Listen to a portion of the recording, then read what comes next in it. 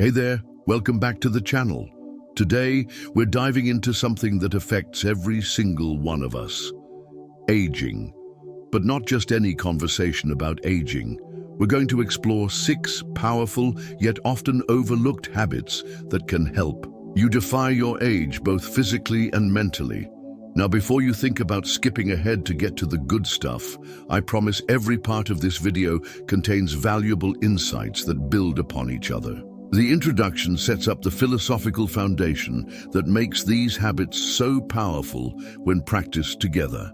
So grab a cup of tea, get comfortable, and let's embark on this journey together. You know, our modern world is obsessed with anti-aging. We're bombarded with products promising to make us look younger, feel younger, be younger. But what if I told you that some of the most powerful age-defying practices don't come from modern science, but from ancient wisdom, specifically from the philosophy of Stoicism that emerged nearly 2,300 years ago in ancient Greece and Rome. The Stoics understood something profound about aging that we often forget today. They knew that true vitality isn't just about how we look on the outside, but about how we cultivate our inner selves.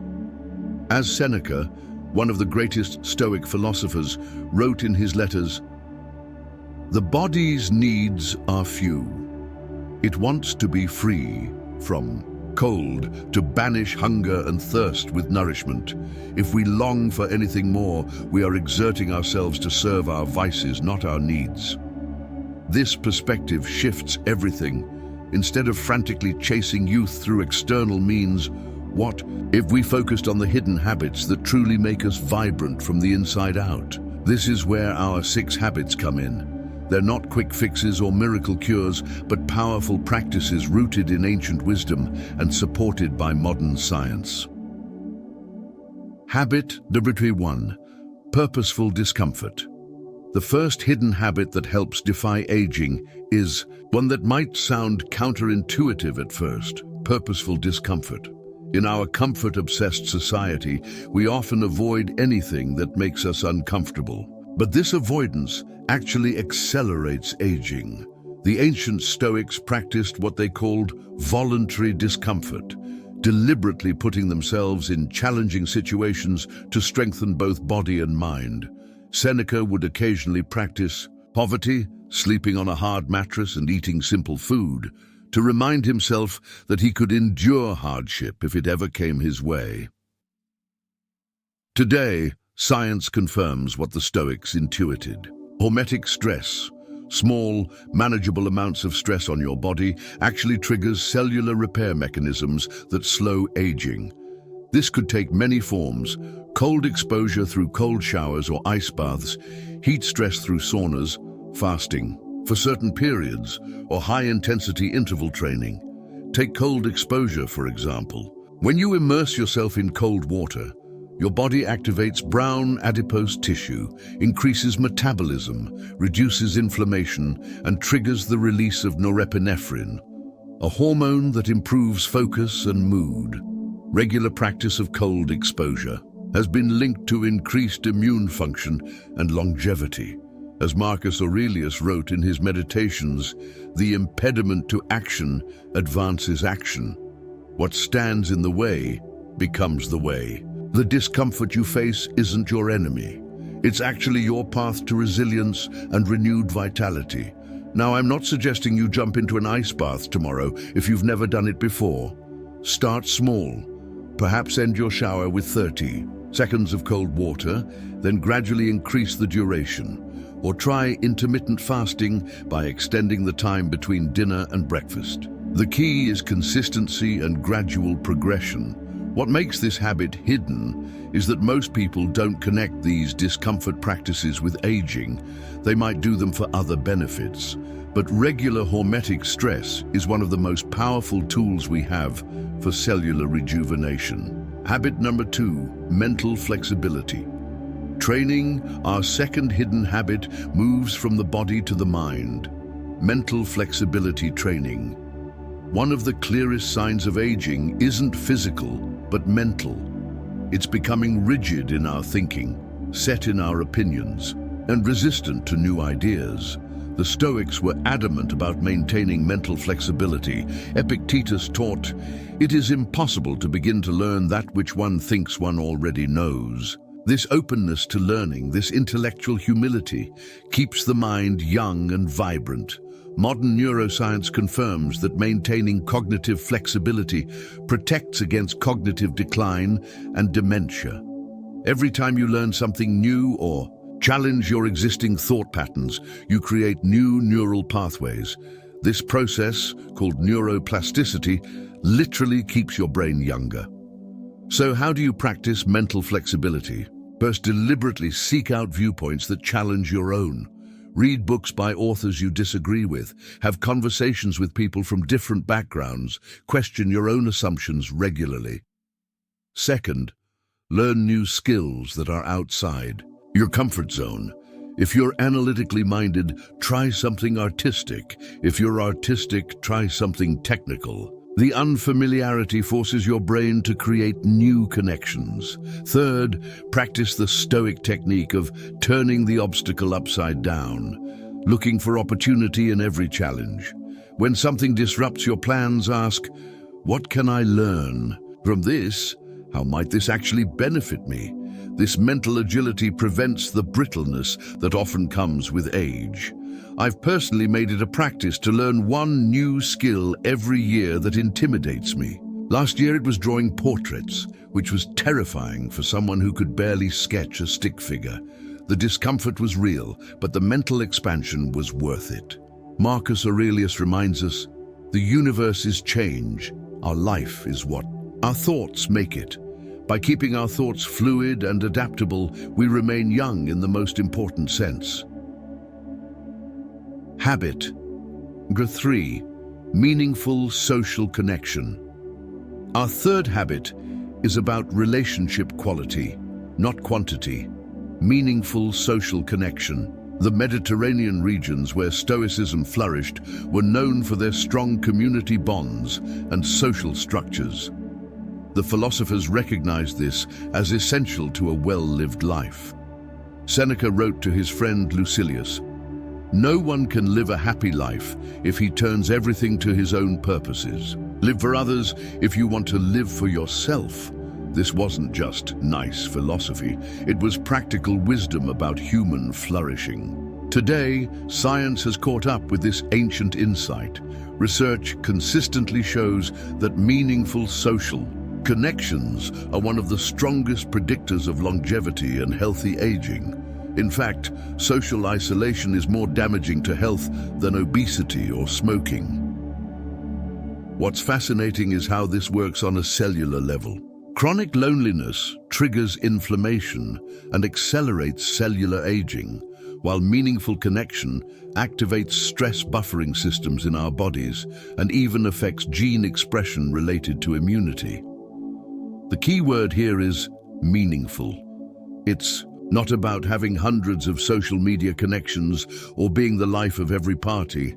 It's about cultivating deep, authentic relationships where you feel truly seen and understood. The Stoics would approve of quality over quantity. Seneca advised, "Associate with people who are likely to improve you. Welcome those whom you are capable of improving." This selective approach to relationships focuses our limited social energy where it matters most. Some practical approaches to this habit include regular deep conversations with friends where you discuss more than just surface topics, participating in community service or group activities aligned with your values, mentoring others or being mentored, creating rituals of connection with loved ones like weekly family dinners without digital distractions. Remember that vulnerability is essential for meaningful connection. As Epictetus said, "It is impossible to learn that which one thinks one already knows." When we open ourselves to others, admitting our struggles and uncertainties, we create space for genuine connection. Habit number 4, strategic rest and recovery. Our fourth habit might be the most overlooked in our hustle culture, strategic rest and recovery. The Stoics despite their reputation for discipline and endurance, understood the vital importance of rest. Seneca wrote, "We must indulge the mind, and from time to time give it the leisure that serves as its food and strength." He recognized that constant activity depletes us, while strategic rest revitalizes us. Modern research confirms that proper recovery is not just beneficial but essential for longevity and aging well. During deep sleep, your body clears waste from the brain through the lymphatic system, repairs cellular damage, and regulates hormones crucial for health. Chronic sleep deprivation, on the other hand, accelerates aging across nearly every biological system. But strategic rest goes beyond sleep. It includes regular periods of contemplation and silence. As Marcus Aurelius advised, "Nowhere can man find a quieter or more untroubled retreat than in his own soul." Even brief periods of mindfulness meditation have been shown to reduce stress hormones that accelerate aging. Time in nature, which reduces cortisol levels and blood pressure while improving mood and cognitive function. The Japanese practice of forest bathing, Shinrin-yoku, has been shown to boost immune function and reduce inflammation markers. Leisure. Activities that fully absorb your attention, creating what psychologists call flow states, where you're so engaged in an activity that time seems to disappear. These states are deeply rejuvenating for the nervous system. The strategic part comes from scheduling these recovery periods deliberately, not just collapsing into rest when exhausted. The Stoics practiced regular reflection times, often at the beginning and end of each day. This rhythm of engagement and recovery kept them vital and clear-minded.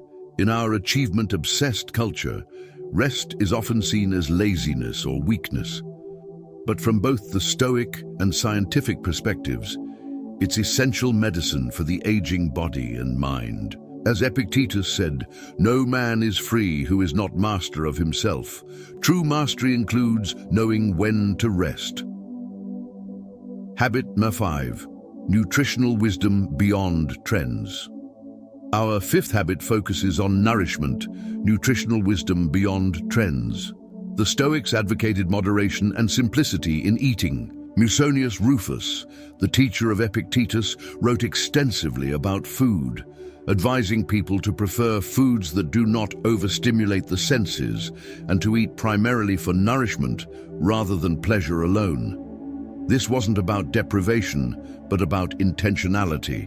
The Stoics recognized that our relationship with food affects not just our physical health, but our mental clarity and emotional balance as well. Today, we're bombarded with conflicting nutritional advice and diet trends. But when we look at the longest-lived populations around the world, the blue zones, we see remarkable consistency in their eating patterns, despite geographical and cultural differences. These centenarian-rich regions typically share these nutritional approaches. Plant-centered diets with abundant vegetables, fruits, legumes, and whole grains, moderate protein intake, with animal products as occasional additions rather than the centerpiece. Healthy fats, particularly from sources like olive oil and nuts, limited refined sugars and processed foods, moderate alcohol consumption, usually wine with meals. In most, but not all blue zones, regular periods of caloric restriction or time-restricted eating. What's fascinating is how these patterns align with the latest research on nutritional geroscience, the study of how food affects aging.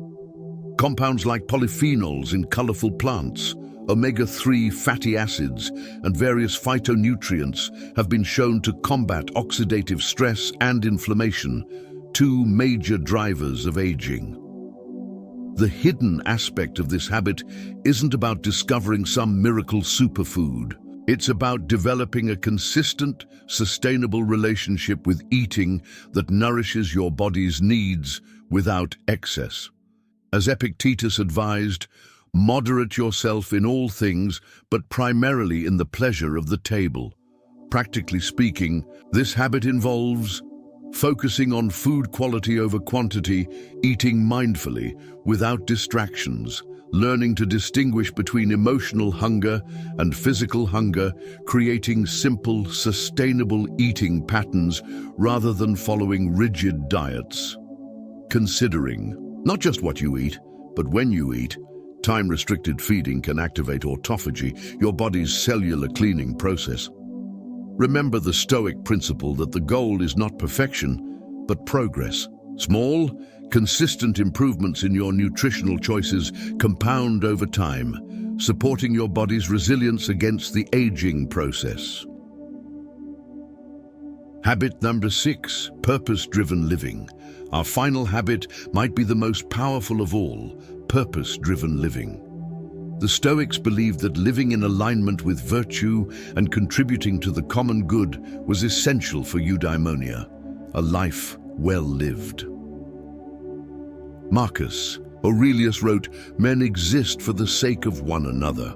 Teach them or bear with them." This sense of purpose larger than oneself was central to Stoic practice.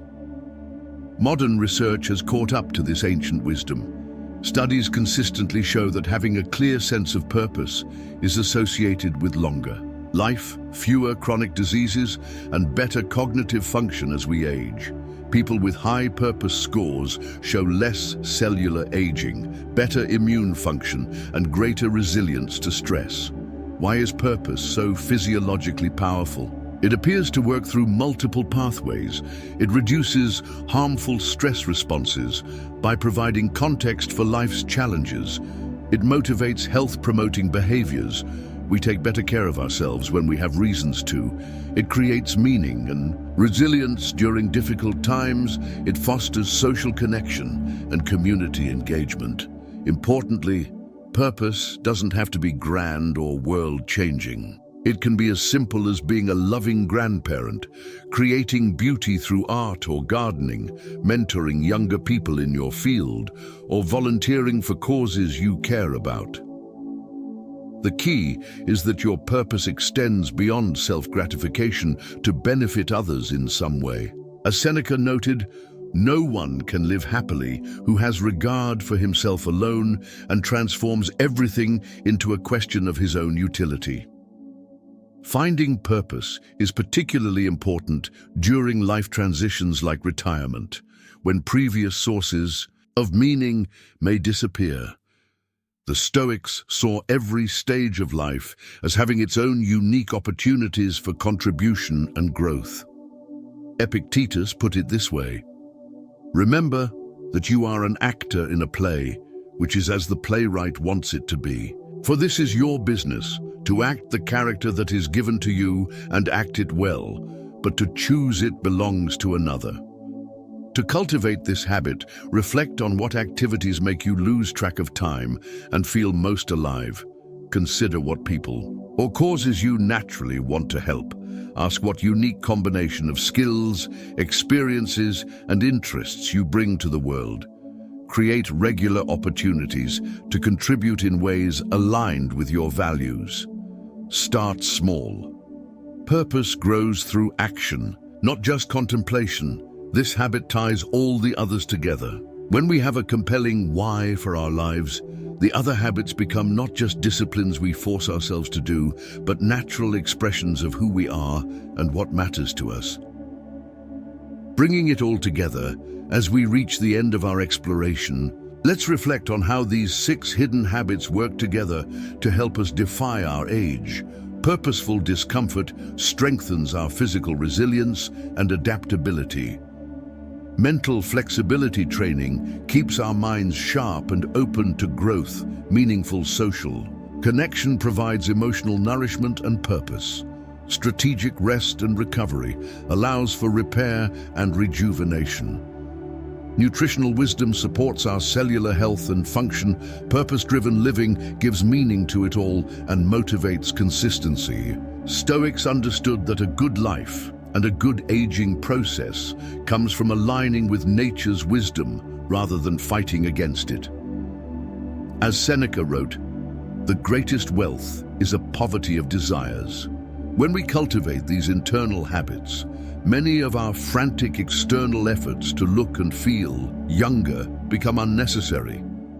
Modern science now confirms what these ancient philosophers intuited, that our daily practices shape not just our character, but our physical aging process. The mind and body are not separate entities, but part of a unified whole that ages according to how we live each day. Epictetus reminds us, don't seek for everything to happen as you wish it would, but rather wish that everything happens as it actually will, then your life will flow well. This acceptance of aging, paired with these powerful habits to support our vitality, creates a relationship with time that is neither denial nor resignation, but wise engagement. I hope these 6 hidden habits give you a new perspective on aging. Remember, it's not about trying to look 25 when you're 55.